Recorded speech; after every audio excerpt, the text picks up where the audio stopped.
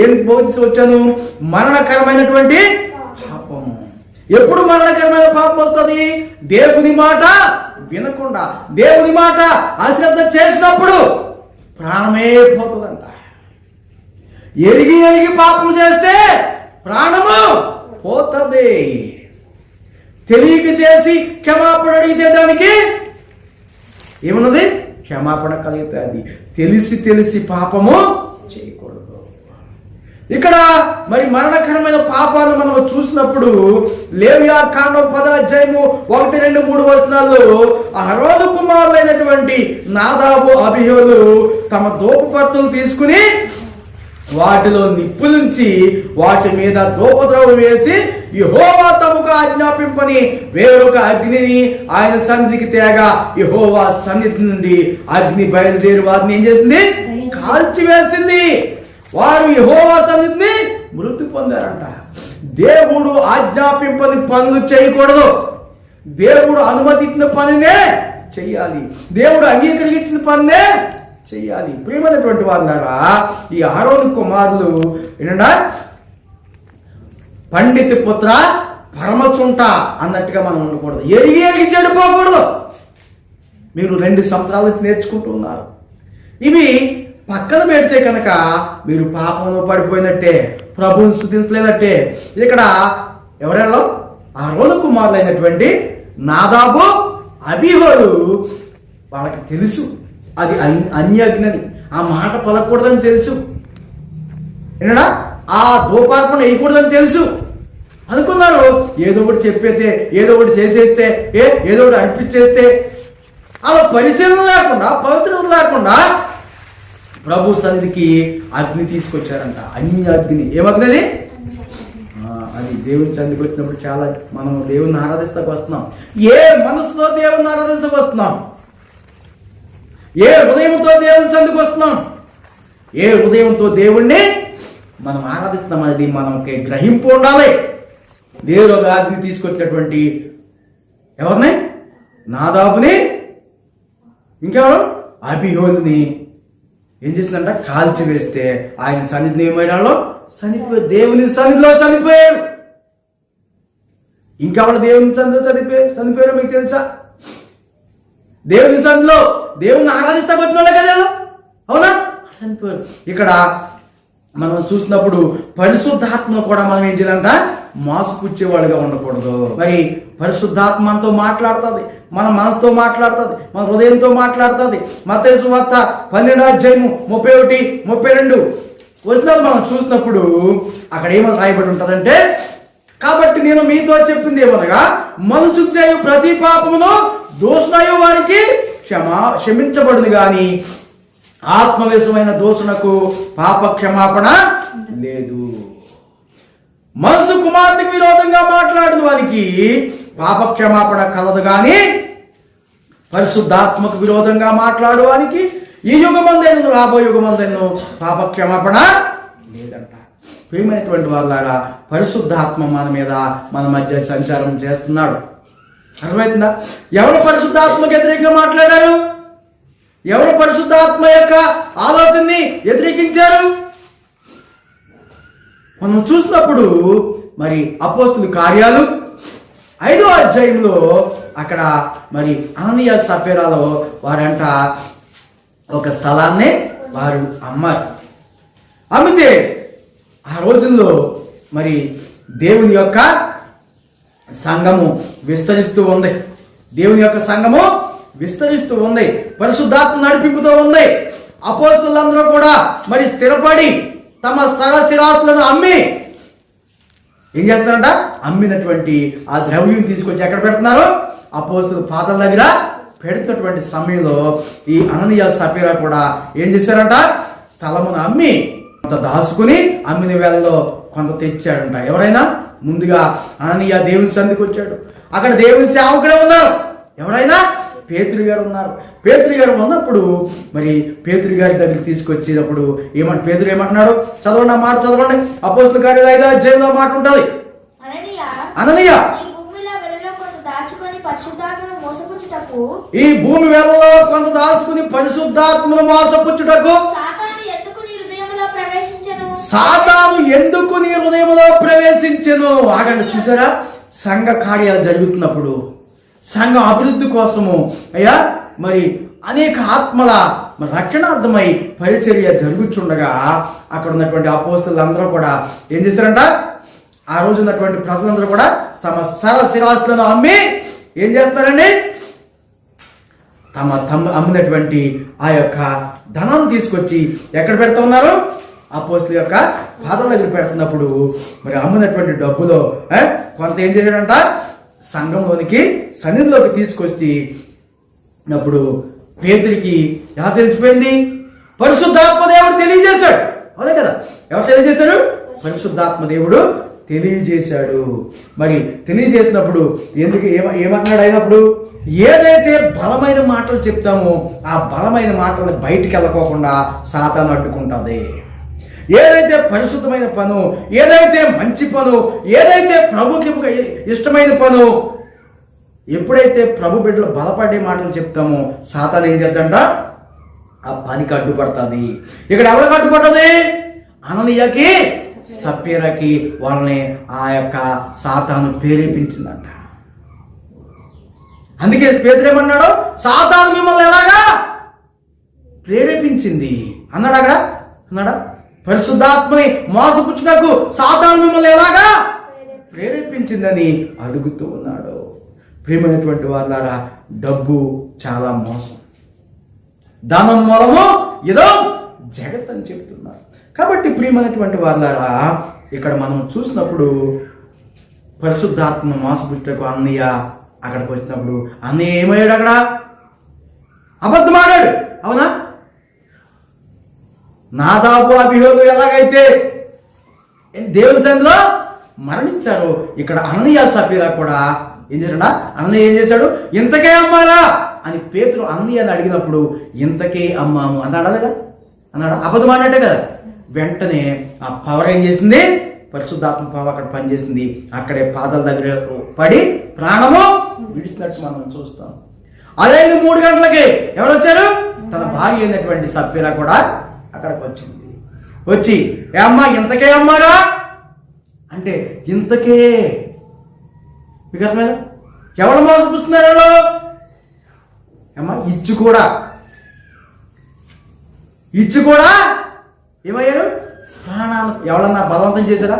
అదంతా ఉంచేసుకుని దేవుని చెందికి రాకుండా వాళ్ళకి ఏమన్నా ప్రాబ్లం అయ్యేదా? అవ్వదు.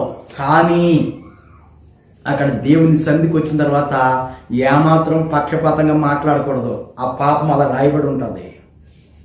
మీకు అర్థమైందా? మనము దేవుని సన్నిధిలో ఏమాత్రం పక్షపాతం అనేది చూపించే వాళ్ళుగా ఉండకూడదు. ఎలా ఉండాలంట? యథార్థత, నీతి. దేవుడి సమస్తాన్ని, మన హృదయాన్ని మొత్తం ఆయనకి తేటగా కనబడుతుంది. ఏం చేస్తుంది? మన హృదయం ఆయనకి సంపూర్ణంగా కనబడుతూ ఉంది. ప్రియమైనటువంటి వారి ద్వారా మరి అక్కడ అననీయ సఫీరాలు, మరి అననీయ చచ్చిపోయినటువంటి 3 గంటలకు ఎవరు వచ్చారు అక్కడికి? చదవడం మాట ఇంచుమించు 3 గంటల చేపటికి వాని భార్య జరిగింది ఎరక్క లోపలికి వచ్చెను. అప్పుడు పేతురు మీరు ఆ భూమిని ఇంతకే అమ్మితిరా? నాతో చెప్పమని ఆమెను అడిగాను. అందుకామె అవును ఇంతకే అని చెప్పాను. అందుకు పేతురు ప్రభు యొక్క ఆత్మను శోధించుటకు మీరు ఎందుకు ఏకీపించారు? ఇదిగో నీ పెనిమిటిని పాతి పెట్టిన వారి పాదాలు వాకట్లే నిలిచి ఉన్నాయి, వారు నిన్ను మోసుకొని పోదురని పేతురు పలకగానే వినండా వెంటనే పేతురి పాదం యొద్ద పడి అమ్మ అర్థమైందా? అక్కడ అబీహు నాదాబులు దేవుని సన్నిధిలో చనిపోయారు. ఇక్కడ అననీయ సఫీరా కూడా వాళ్ళు కూడా ఆరాధిస్తాకు వచ్చారు, వీళ్ళు కూడా ఆరాధిస్తాకు వచ్చారు. ప్రియమైనటువంటి వారులారా, మీరు జ్ఞాపకం చేసుకోండి, దేవుని ఆరాధించే విషయంలో మనం ఎలాగున్నాం? ఇది మరణకరమైన పాపం, దానికి ఇంక క్షమాపణ లేదు. దేవుని సన్నిధికి వచ్చి అబద్ధమాడే పని చేయకూడదు. అర్థమవుతుందా? పక్షపాతంగా మాట్లాడకూడదు. ఇది ఆ పాపము మాట్లాడిన వాళ్ళ మీద నిలిచి ఉంటుంది, ప్రాణానికి ప్రమాదము. యూదా కూడా అలాగే చేశాడు కదా. యోధాని రక్షించడానికి యేసుప్రభు వచ్చాడు, అవునా కదా. యోధాని కాపాడడానికి యేసుప్రభు వచ్చాడు. యోధా యేసుప్రభు గారి మాటలిని ఆయనకే హాని తలపెట్టాడు. సాతానాత్మలో ప్రవేశించిందంట. చూడండి, యోహాను సువార్త 13:2 చూడండి. వారు భోజనము చేయించుండగా ఆయన అప్పగింపవలనని సీమోను కుమారుడగు ఇస్కరియోతు యూదా హృదయములో అపవాది ఇంతకు ముందు ఆలోచన పుట్టించి ఉండెను గనుక తండ్రి చాలు. ఏమా ఎవరంటే పుట్టించారు యూదాలో? ఇంకా అర్థమైందా? మీరు దేవునికి మహిమకరంగా మీ మాటలు చెప్పకపోతే, దేవునికి మహిమకరంగా మీ సాక్ష్యం చెప్పకపోతే మిమ్మల్ని ఎవరు ప్రేరేపిస్తున్నట్టు? అపవాది ప్రేరేపిస్తున్నాడు. మీరు అపవాదికి దాసులు ఉంటారా? అపవాది ఆత్మను మీరు అనుసరిస్తారా? పరిశుద్ధాత్మను మీరు అనుసరిస్తారో మీరే ఏం చేయండి నిర్ణయించుకోవాలి.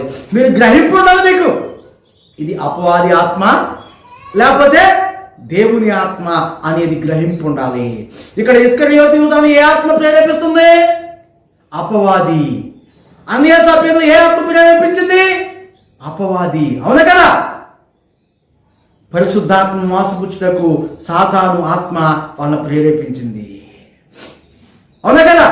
ఇక్కడ మనం మాట్లాడేటప్పుడు యథార్థంగా మనం మాట్లాడాలి, యథార్థంగా ఆరాధించాలి, యథార్థంగా సాక్ష్యం చెప్పాలి, యథార్థంగా మనం అర్పించాలి. దేవుని స్తోత్రం కలుగును గాక. ఈ సాతాను దూరినటువంటి యోధా చివరికి యేసు ప్రభువుని సిలువ వేసే సమయంలో అప్పుడు ఏం చేసిందంట? ఇంకా తప్పించుకోవడం ఇరుకులో పెట్టేది సాతాను. మాటలు కూడా అలాగ ఉంటాయి చూడండి. ఆ మాట మాట్లాడేసి మనము తప్పించుకోలేము. ఇస్కరియోతు కూడా ఆ ఇరుకులో పడ్డాడు, ఇంకా తప్పించుకునే అవకాశం లేదు. క్షమాపణ అడిగేటువంటి ఆ గుణం అతనికి లేదు. ఇంకా క్షమాపణ దొరకదు నాకు అనుకున్నాడు అంతే. ఏం చేశాడు చూడండి, అపోస్తుల కార్యాలు 1:18 చూద్దాం. ఈ యూదా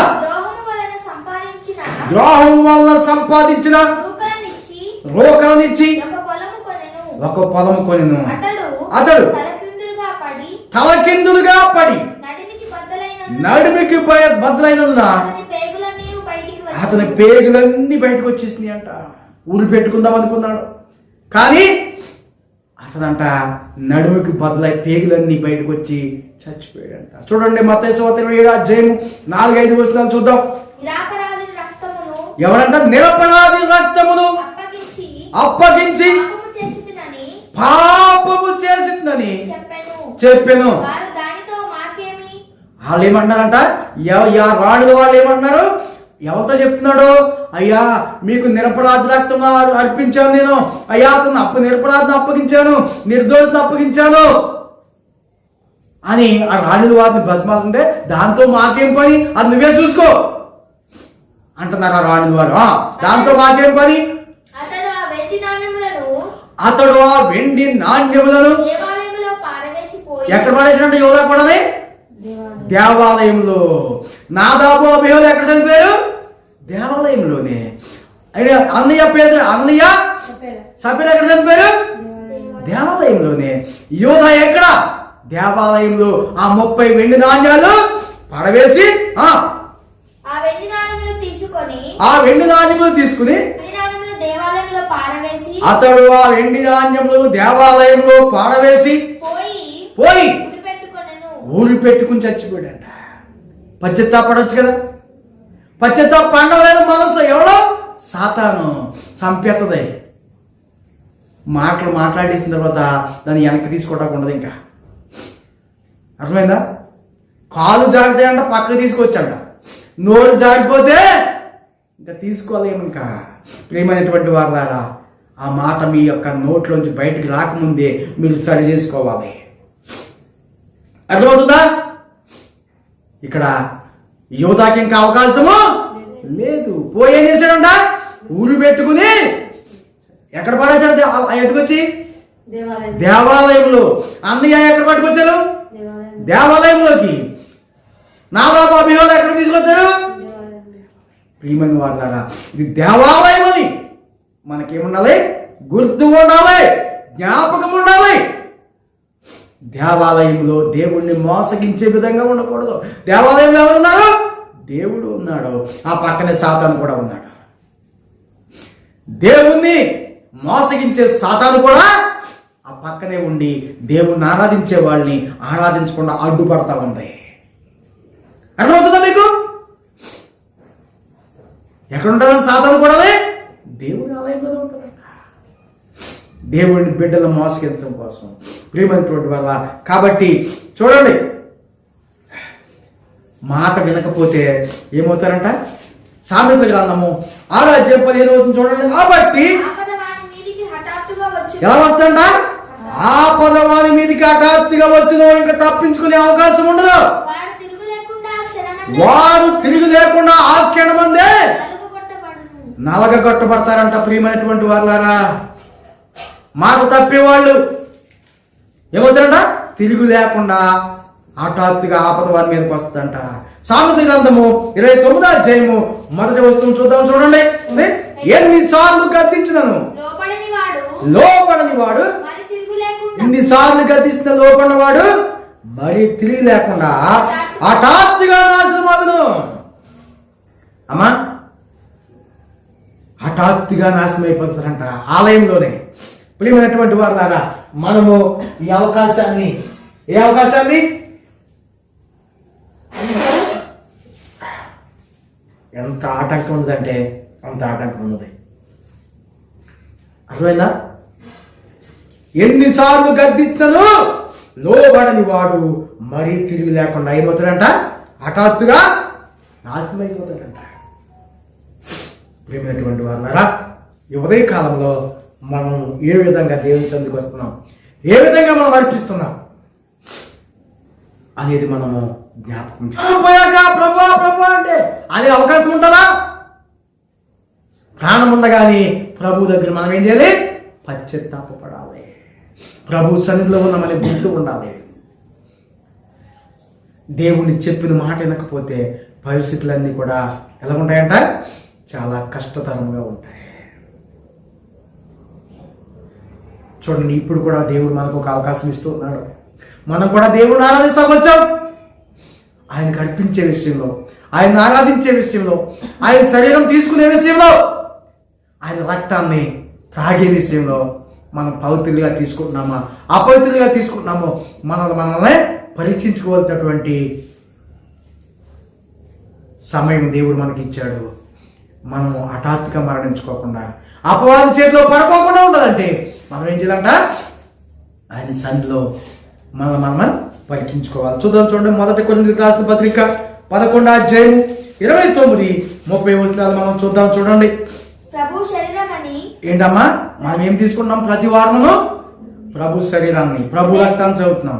ప్రభు శరీరం అని వివేచింపక తాగువాడు తనకు శిక్షా విధి కలుగుటకే తిని తాగుచున్నాడు. అందువల్లనే మీలో అనేకులు బలహీనులను రోగులై ఉన్నారు, చాలా మంది నిద్రిస్తున్నారు. ప్రభు సన్నిధికి వచ్చి కూడా ప్రభుని ఆరాధించి, ప్రభు యొక్క శరీరాన్ని భుజించి, శరీరంలో రక్తం, ఆయన రక్తాన్ని తాగిన వాళ్ళు కూడా ఏం చేస్తారంట? పవిత్రంగా తీసుకోకపోతే ఏం చేస్తున్నారు? వాళ్ళు ప్రాణాన్ని పోగొట్టుకుంటున్నారంట, మృతి పొందుతున్నారంట. ఎక్కడ? దేవుని ఆలయంలోనే. దేవుని ఆలయంలోనే మనం పవిత్రంగా ఉండకపోతే మన ప్రాణాన్ని మనము పోగొట్టుకుందాం అనేది మనకు పరిశుద్ధాత్మ దేవుడు గుర్తు చేస్తూ ఉన్నాడు. ఇది మరణకరమైన పాపం అంట, ఇది క్షమించరాని పాపం అంట. మనం పరీక్షించుకుని ఎడదా మనము శిక్షావిధి పొందకపోదు అని ఉంటుంది అక్కడ. మోకరిందామా? మనం ఎలాగా దేవుణ్ణి ఆరాధిస్తున్నాం, మనం ఎలాగ దేవుణ్ణి సంధికి వస్తున్నాం, మనం ఎలాగ దేవునికి అర్పణలు అర్పిస్తున్నాం, 3 భాగాలుగా మీకు తెలియజేశాను. ఈ మూడో భాగంలో మనకి పరీక్ష మనం పరీక్షించుకుందాం. ప్రభు యొక్క శరీరాన్ని, ప్రభు యొక్క రక్తాన్ని తాగేటప్పుడు మనం ఎలాగ తీసుకుంటున్నాం.